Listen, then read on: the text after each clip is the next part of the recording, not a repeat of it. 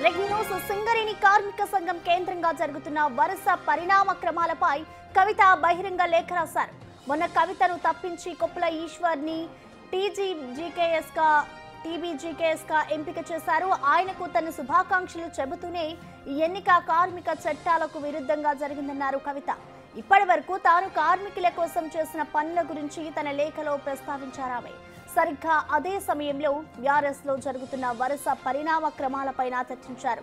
ఆపై తాను అమెరికాలో ఉండగా ఇక్కడ కుట్ర చేసి తనను తప్పించారన్న ఆవేదన వ్యక్తం చేశారు కవిత.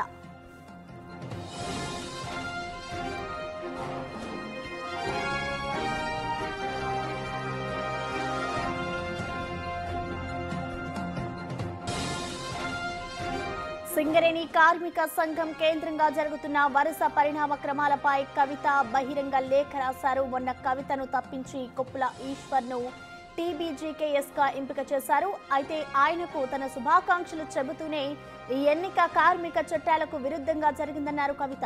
ఇప్పటి వరకు తాను కార్మికుల కోసం చేసిన పనుల గురించి తన లేఖలో ప్రస్తావించారు. సరిగ్గా అదే సమయంలో బీఆర్ఎస్ లో జరుగుతున్న వరుస పరిణామ క్రమాలపైన చర్చించారు. ఆపై తాను అమెరికాలో ఉండగా ఇక్కడ కుట్ర చేసి తనను తప్పించారన్న ఆవేదన వ్యక్తం చేశారు కవిత.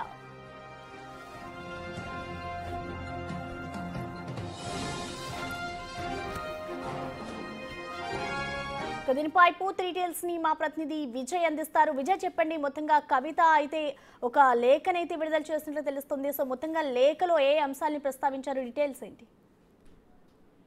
ప్రసన్న, అయితే బీఆర్ఎస్ లో గత కొంతకాలంగా జరుగుతున్నటువంటి పరిణామాలను అయితే మనం చూస్తూనే ఉన్నాము.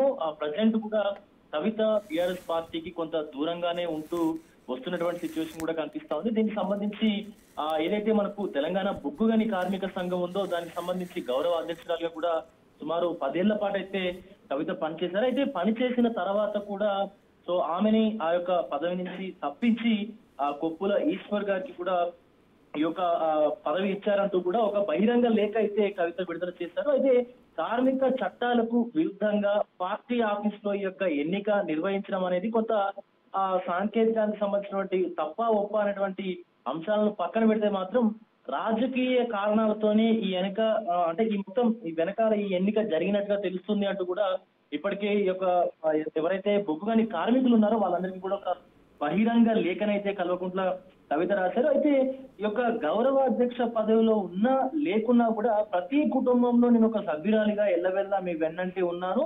ఇప్పటికీ కూడా ఈ ఎన్నిక ద్వారా కొప్పుల ఈశ్వర్ని గౌరవ అధ్యక్షుడిగా చేసినప్పటికీ కూడా నేను మీ వెంటే ఉంటాను, మీకు ఎలాంటి కష్టం వచ్చినా సరే నేను మీ వెనకాల నిలబడతానంటూ కూడా చెప్పుకొచ్చినటువంటి సిచ్యువేషన్ ఉంది. ఇక దశాబ్ద కాలంగా కూడా నేను అధ్యక్షురాలిగా పనిచేశాను. అంతకు ముందు కూడా ఉద్యమ కాలంలో కూడా నాయకురాలిగా ఎలాంటి సేవలు అందించానో కూడా మీ అందరికీ అంటే కార్మికులకి బొగ్గుగని కార్మికులందరికీ కూడా తెలుసు. కాబట్టి ఉమ్మడి 4 జిల్లాల్లో ఉన్నటువంటి ఈ యొక్క బొగ్గుగని కార్మికులందరికీ కూడా నేను అంటే ఏదైతే మనకు జాగృతి తరపున చేసినటువంటి కార్యకలాపాలు ఏవైతే ఉన్నాయో వాటన్నిటి ద్వారా కూడా మీకు మీ వెనకాలే ఉంటాను, మీ వెన్నంటే ఉంటానంటూ కూడా చెప్పుకొచ్చినటువంటి సిచ్యువేషన్ అయితే కనిపిస్తా ఉంది. ఏ చిన్న కష్టం వచ్చినా కూడా మీకు అండదండగా ఉంటానంటూ కూడా మాటిస్తున్నానంటూ కూడా ఒక బహిరంగ లేఖనైతే మొత్తానికైతే కవిత విడుదల చేసినటువంటి సిచ్యువేషన్ కనిపిస్తా ఉంది ప్రసన్న. అయితే ఉమ్మడి ఆంధ్రప్రదేశ్ లోనే సంస్థలో ఉన్నటువంటి ఏదైతే మనకు డిపెండెంట్ ఉద్యోగాలు ఇచ్చేటువంటి పద్ధతిని కూడా పక్కన పెట్టి అంటే ఇవన్నీ కూడా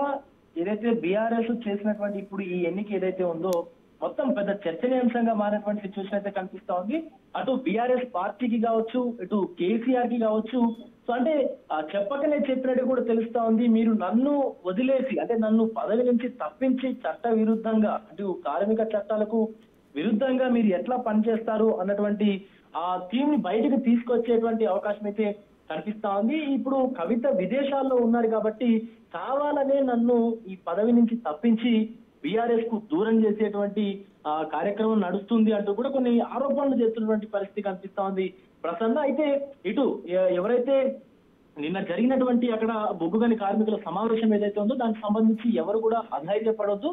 సో నేను పదవి ఉన్నా లేకున్నా మీ వెంటే ఉంటాను, మీకు ఎప్పుడు కూడా ఎల్లవెల్లా సహాయపడుతూనే ఉంటాను, మీ వెన్నుదన్నే ఉంటానంటూ కూడా చెప్తున్నటువంటి సిచ్యువేషన్ అయితే కనిపిస్తా ఉంది ప్రసన్న.